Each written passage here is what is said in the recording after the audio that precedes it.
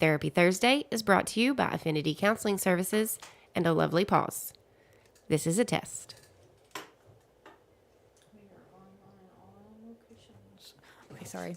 Affinity Counseling Services is located in Piggott, Arkansas and Kennett, Missouri. We currently have 4 therapists in our office and are taking new clients.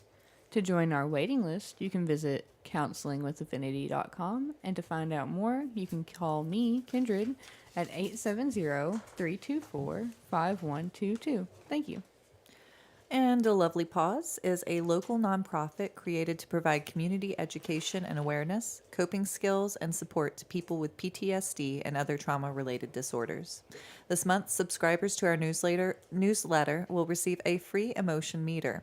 Use this free tool to gauge your emotions, identify triggers, and list coping skills that work for you. Sign up at alovelypause.com or visit us on Facebook, Instagram, and YouTube.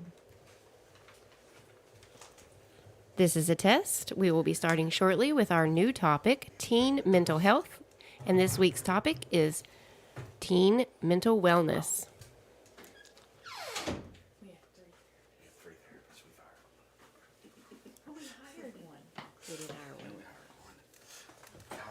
Subtract, add, net zero. I'm so confused. I'll explain the math later. Let's just get started.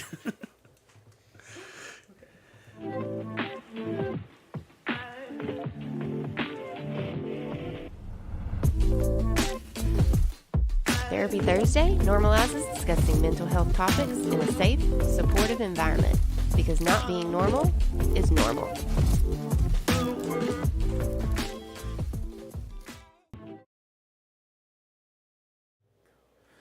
Welcome, everyone, to Therapy Thursday, our weekly installment here at Affinity Counseling Services, where we talk about different mental health topics from a personal and professional perspective.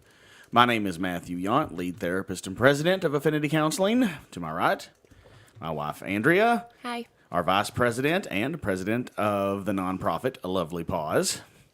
To my further right is Stacy, Howdy. our marketing director here at Affinity, and That always gets me. I can't help it. I always laugh. that's good. It's become a catchphrase almost. Like, I gotta say howdy, like, every time now. And vice president of A Lovely Pause. And behind the camera, as always, taking your comments, questions, and concerns on Facebook and on YouTube.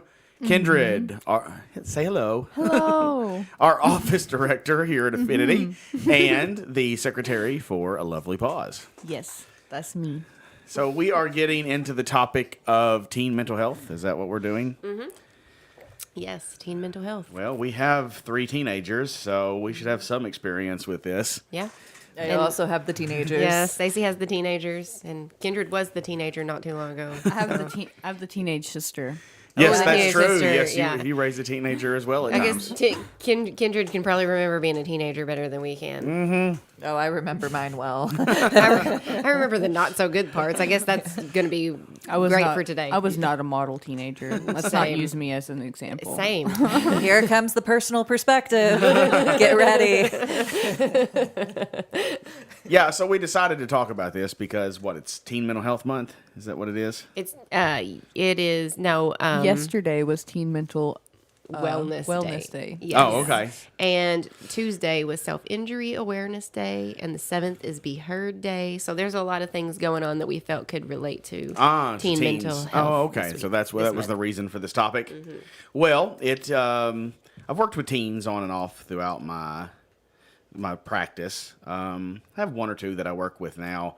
It's we've shifted mostly toward working with adults. Yeah. But the teenage years are incredibly important for mental health development because it's where you're starting to become more of an individual and your identity starts to shape more of who you are and you begin the self-actualizing process. Yeah, and a lot of times, early teenage years, adolescence, in those years is when a lot of mental disorders start to show. It is. And start to rear their heads. And so that combining of not knowing who you are and trying to figure out yourself and your emotions are already overboard with the mental disorders rearing their heads. It can be a difficult thing to maneuver. It is. Combine that with the biological brain development going on right then. So your frontal lobe, not fully developed. Exactly. Not till you're 25, right? Right, Yeah. yeah. And that frontal lobe's where you do all of your processing, decision making, deciding if something's a good idea or a bad idea. Impulse control. Impulse control, not fully developed in teenage years. And you've got all those hormones Yeah. fluxing through your body, telling Yeah. you lots of things So that you- are not always the best decision making. Right. So they've places to already go got for it hard emotionally. And so then add mental health disorders on top of it. Personality disorders. Add those on top of it. And then they're going to start, rearing their ugly heads around this time. And it gets overwhelming for the person, the teenager, their parents, and everybody else that's within their lives. It can get very overwhelming. Well, yeah, you mentioned personality disorders, and that's one of the things that you can see signs of when Yeah. somebody's a teenager, but you can't officially diagnose. Oh, right. Because a lot of They can be teenagers, tendencies. they Yes. show tendencies of personality disorders anyway. That is true. It's That's a good thing to point out. it's been shown that people like males in high school are more likely to be popular if they show narcissistic personality tendencies. So it can be reinforced by the environment that you're in, Yeah. that the more narcissistic you act, the more people will find you to be likable, or even not likable but popular. Yeah. And isn't it interesting? So whenever I was in college, the psychology classes were always like my favorite ones. And I remember taking adolescent psychology, and they were talking about that transition that that kids make socially whenever they're going from being kiddos, and this is happening with River right now. So that shift that they make from being family oriented to being peer oriented. And so as they're forming those identities, like you were talking about, like they're shifting over into mirroring what Yeah. they're seeing within their peer groups. And so what is culturally acceptable or popular to be doing within that group that they're in? Well, for men or males, right? A lot of times it is more of those narcissistic tendencies. I can speak for being a teenager. Whenever I was growing up, a lot of times it was like being very focused on, what the guys thought of you, and like, presenting yourself a certain way to be like, likable in those fields. And like, it, depending on who they attach themselves to and are mirroring within those groups, can really guide their path for a long time to come if they don't have a good, more seasoned advocate to like help guide them along that journey. Yeah, and so teenage time is, like we talked about or mentioned briefly, is a time where self-identity begins to occur. So what typically starts to happen at this time is the need to display some form of rebellion. Because rebellion is the way that you start to self-identify. It's the casting off of the ways that you've been taught and experimenting with ways that you haven't, because part of you wants to develop your own identity. So you start to try to push away from the things that you were taught because those were given to you by somebody else. So it's your testing of your own thoughts, values, limitations, boundaries, the things that you feel like you're trying to make you. That can cause direct conflict in certain relationships with parents or even school teachers or any type of authority figures, because old, tired authority figures just want you to follow the rules and do everything you're supposed to do and do it the good old way, because that was the way that for some reason was best, because that's the way I know, so that's the way I need you to do it. So it can automatically create a sense of conflict, but rebellion is necessary. You just want to, as a parent, you're trying to temper that rebellion. You try to keep them like between the ditches. Essentially, it's okay. I know you're going to do some things that are not good. I don't want you to do things though that are going to cause you to get yourself hurt, that you're going to regret later, that are going to put you in situations where you may harm somebody else, where you're going to step so outside of who you really are just to try to prove a point that it's going to do more damage to you in the long run. So the trick is, being a parent or an authority figure, is how do you allow teenagers to rebel within the boundaries that don't get them terribly hurt. But it's necessary for that. Like, all of our kids at some way or another have like rebelled at some point. Yeah. And when they do, it's a conversation with them afterwards. Like, what's leading you to this rebellion? What are you thinking? It's not just like, shut it down. Don't you ever do it again. Right. I'll ground you forever. I better not ever see you. It's more of a, yeah, you're going to get in trouble, but let's talk about what's going on here so we can try to understand from your perspective why you feel like this is important. Yes. Yeah, Because it helps give them that sense of individuality if you're including them in the conversation. And so it helps give them that with, like, it's like you're not, they have that rebellion, but then they're also getting to act out that rebellion and they feel safe doing it. Like, you know what I mean? And so they're more likely to have those conversations and then think about that rebellion in a more critical thinking type of way. Actually think about what they're doing instead of just Yes. being like, this is what I want to do. Impulsivity. Yeah. Yeah, because if you don't feel heard by the people Yeah. that are the authorities in your life, like how much, I mean, that for me, that was a lot of reasons why I rebelled as hard Same, as I yeah. did, is because I didn't feel heard within And my then you just stop talking. unit. Yeah, and then you stop talking and you just are doing your stuff under your own. Yeah. Your own intuitions and judgment, which is not the best, as we said, at teenage years, Right. and it led down an unguarded road for me because I didn't feel heard, so I quit talking and communicating. It was very dangerous, you know, I mean, I didn't stay in that for very long, but while I was there, like, it was very dangerous. Yes, it's what's funny is the way rebellion works is they have to have something to push against in order to rebel. So if you're not offering a lot of resistance, they don't have a lot to rebel against. Now, obviously, you're not going to let them, like, you're not going to agree to allow them to do anything that's going to hurt them. And but even in those moments where if they did something like that, you would like set boundaries, but also talk to them in a way of helping them try to figure out what led you to this decision. What are you trying to prove by doing this? Yes, because like I said, then that leads them to be able to do that on their own as they get going on that, and then they can have those more critical conversations without the parent sitting there being the critical voice in their head. They can think that as they grow, they learn how to do that on their own, and they have that critical thinking that they need to be able to be like, okay, is this really worth it, instead of being so impulsive. Yeah. So, like, you know, our kids, some of them when they were young, like I'm thinking of Carter specifically, was like, you know, wanted to fix her hair crazy ways and wanted to Yeah. go see crazy concerts and all Yeah, of that. and have really, be very statement oriented. Yeah, and so,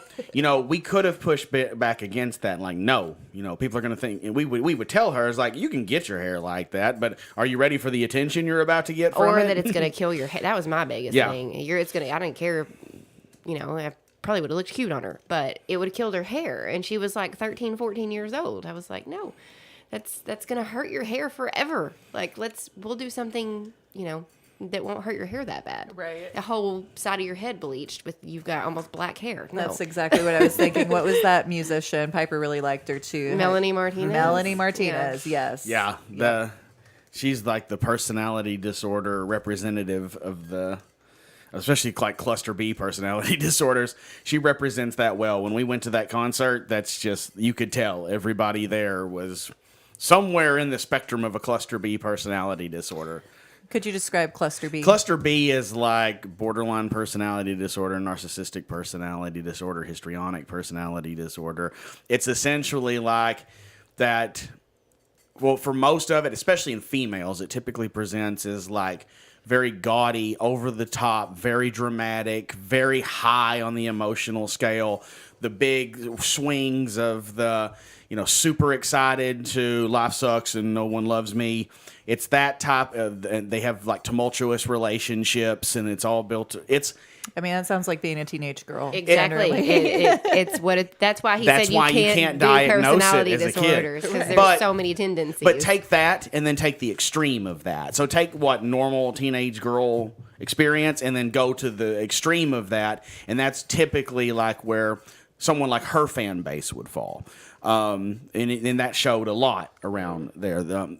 But those are young people just expressing themselves and trying to find who they are. And a lot of times, people that associate with like music like hers, and she was a good singer, interesting concert, but she identified a lot with like infancy and early childhood. And so you can tell it draws in the people a lot that have had psychological injury that occurred at that time, and they're resonating with the music that associates with their inner with child part of it. Yes. It's like a combination of teenager and inner child at the same time. And so it's this raging teenager who's using metaphor and analogy from like being an inner child. And then that's what these people that are more to that spectrum are drawn to. Oh yeah, she was lyrically really clever with a lot of her metaphors. Oh, for sure, yeah. Yeah, I really appreciated that about her music when Piper started liking her, because there was a lot of music that Piper was into at that time. I was like, meh. But that particular Melanie Martinez, I was like, oh, like she's lyrically sound. Good for her, like coming up with some clever analogies. And Yeah. stuff. So, when we would do that, we would be like, look, we would tell Carter, like, I don't really like the language that she uses and things like that, but you're going to hear worse in life. And if I try to stop you, you're just going to go not only listen to this stuff, It's you're going going to become something that she tries to identify as. Yeah, and we just kind of learned, let's just let her get it out of her system and be there with her to help explain to her like some of the things that she's seeing, why this is happening. Of course, there's limits to that methodology, but there was nothing there that was physically or even mentally hurting her. Right. And so now she still loves Melanie Martinez, but she doesn't so much want to she's not so obsessed. She with doesn't want to be right? personification Yeah, she's of not that. trying to Yeah. personify her. She just likes her, right? Indeed. Yeah. And that's the importance, I think, as a parent. There's soft line boundaries and there's hard line boundaries. And it's like Piper, she wanted pink hair early on, and I was like, it's hair. Go River. He wants a mohawk. Well, actually now it's a mullet. And I hate it. I hate the mullet so much. But I mean, it's hair, and that's how he wants to identify. Sure. And even though it's not my personal preference, and I feel like it makes him look trailer park. No offense. No offense if you enjoy the trailer park. Yeah, no offense. I mean that kindly, sort of. But like, there's things that's soft boundaries. It's like, those are my personal preferences, or like, maybe they'll get looked at a little bit differently when they go in different sections of culture than where they're at. Like River going to an urban setting with that haircut's going to be a lot different than Piggott. you Yeah, know? it is. And Piper and Piggott with her bright pink hair is a lot different in Piggott than it is in an urban setting. Sure. So, but whatever. Hard boundaries are going to be like, like drug use and like doing you're not going to things go get that are- drunk, and you're certainly not going to go places where people are doing things that are heavily against the law. Exactly. There's certain crowds I know you're not going to hang out with. Exactly. And that's just, so we have those hard boundaries, and we keep those hard boundaries so that, okay, they know we care enough to set limitations, but we also care enough to allow for personal expression.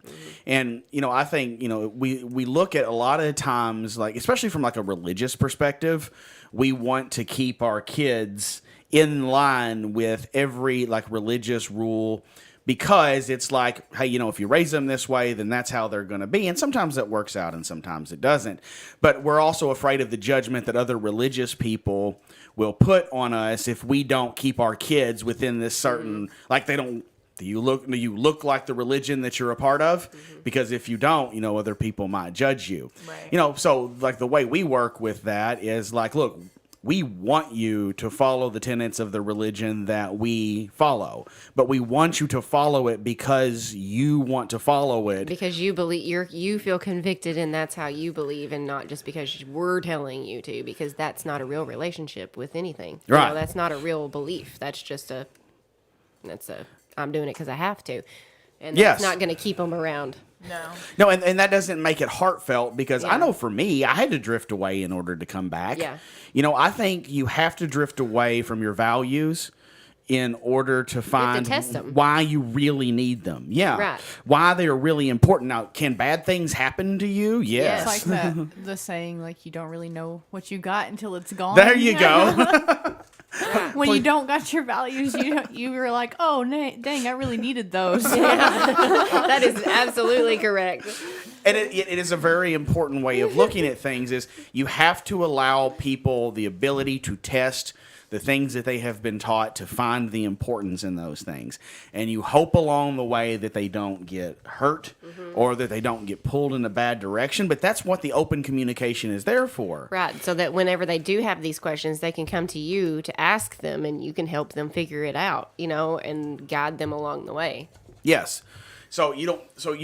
It's a weird push-pull relationship in working with teenagers. The other thing that you have to be aware of in working with teenagers is that not only are they impulsive, but they're very easily influenced, and they can get caught up quickly in things that other people are doing or their emotions. So it's incredibly important to know the people in their friend group, have those people over often, make friends with the people in their friend group.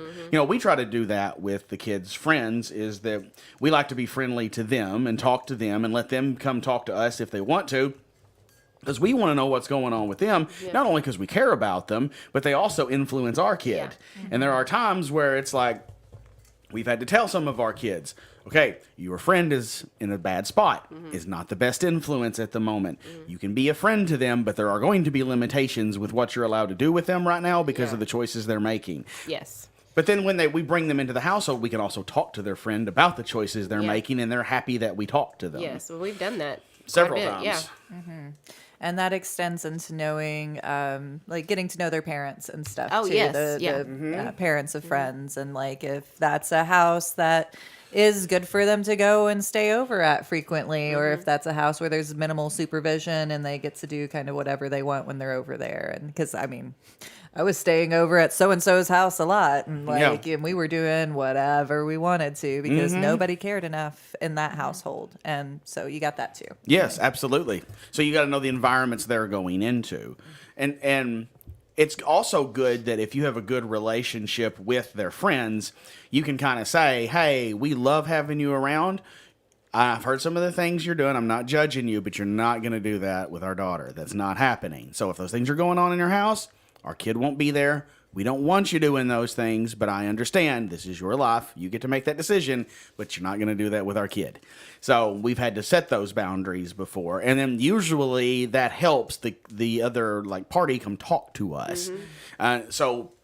You want to maintain good connection with the people that are influential in your kid's life because they do exist and they have great influence. We try to keep a loose grip on our kids. I think you try to do the same thing. Yeah, I think that's a better way than trying to keep a short leash, because when we try to keep a short leash, you're bound for rebellion. And as soon as that leash is off for a moment, they're going to go run wild about it. And I think we give them enough opportunity. Just like a dog. They are not different. If you I was keep about to it, say, your Matt used dog- to tell me that all the time. He's like, toddlers are not much different than dogs. I'm like, Keep your please dog don't say on that. a leash all the time, Yeah. and you take it off the leash, it's going to be like, well, bye. Yeah, Like, sure. Yeah. Freedom! as soon as possible, and you're not going to see it for a couple hours. Yeah. You I sound mean, like if this you has do- happened before. If you do see it, it's chasing the We've cows met down the Moxie. field Okay, we've met her. and making the donkey mad, and she still runs away from it. Personal experience. Yeah. So, but it is correct. You don't want to keep a short leash all the time. And what we try to impart to our teens is our kids in general, is the length of your leash is determined by the amount of trust we have for you. And the amount of trust we have for you is not necessarily determined by if you rebel. It's what happens afterwards. If you lie to us, especially the times that they've lied to us or lied to our face about what we knew already happened, then it's gotten worse for them. Yeah. No, but it's not you're grounded for months and you're never going to see the light of day again. Okay, we're going to set boundaries on this. You're going to have a lot of things that you're going to have to do You're going to have earn to trust. Exactly. You're going to have to earn your trust back. Yes, and so but it's important to teach teens especially that redemption is possible. Yeah. You don't want someone feeling like that they can't be redeemed in some way. If they feel that way, then that just drives them to run a completely other direction from you. It's like, well, you already think I'm a bad person. Nothing I can do to change I'm it. already evil. There's nothing I can do about it. So I'm just going to go and be evil. 100%. And I've had those thoughts before. I'm sure we all have at some point in our lives been like, I'm fine. I'm just evil. I'm just going to go be evil. Yeah. Well, I mean, that whole short leash thing, I was like, I'm going to get in trouble no matter what I do. So I'm going to go the Yep. extra mile right now because I don't care. But on that note, like we're training them at that stage to be adults. Yeah. They are young adults. We are trying to train them to take the training wheels off. And if we are constantly mitigating every single decision they make and like hovering over them like helicopter parents, Yep. they're not going to trust their own judgment to be able Exactly. to do that. Yeah, and so I think it's important when we talked about this, sometimes I think a lot of parents feel this. You feel parent guilt in the sense that, like, we should be doing more with them and we should Yeah. be involved in their lives more. And I do feel like that at times. But I also look at our kids and like they're emotionally well adjusted. They're mostly trustworthy. They can make some silly decisions, but even their silly decisions aren't the worst things in the world. They seem to be getting along well with their peers. They seem to mesh well with other people. So, and then they seem to have a good relationship with us and their siblings. Yeah. So we're trying to create kids that grow into adults that can be good leaders, self-sufficient, that can make their own way in the world and don't need somebody to hold their hand, but also who feel like they have a good sense of self and trust themselves. And have a good, solid foundation to come back to. Yes. People that they trust, that they know are going to be there and support them and that they can talk with, So yeah, and so in creating that, it means that we don't need to be there all the time. Right. Because if we're there all the time and we're a part of every experience that they have, they don't know how to have experiences separate from us. The older they get, the more we're just there to like guide, keep them alive and fed and give them the opportunity to have experiences. It's like we're plowing the field and fertilizing it, but it's up to you to grow. Yeah. And so we don't want to be sitting there all the time staring at the seed like, is it going to grow yet? Well, let me move this dirt right here. Let me do that right here. Right. And make it depend on us. It Yeah. needs that stress of the ability to push through itself and then grow on its own. That's creating empowering like feelings Yeah. within that young person Yes. by giving them that opportunity to be like, this ball's in your court. Like, yeah, you got everything you need. Like, I'm here to support you, but like, you also have to have that like capability to manage it without somebody being right there, like making sure you do what you need to do. And I think all of your kids like show all of those, capabilities, and my kids do a really good job too. Like, they're pretty independent people, and in good ways, and seem to be, knock on wood, making pretty good decisions, and that's I think a large part because we've had that kind of relationship Yeah. where like they have the space to grow, and I think that's helpful. Yeah, so throughout this whole series, we're going to be kind of like outlining different aspects Yeah. of this. So what are some of the things that people can expect from the series that we're doing here? Next week, we're going to talk about self-injury. And not necessarily because that is only a teenage thing, because it's definitely not. But it normally starts in It your happens teenage years, more in and those it's times. definitely occurs mostly as teenagers. So we will be talking about self-injury because there's a lot of myths and misunderstandings about that. So we will be talking about what that actually is, why people may do it, what the signs are, and how you can deal with that if you ever deal with that.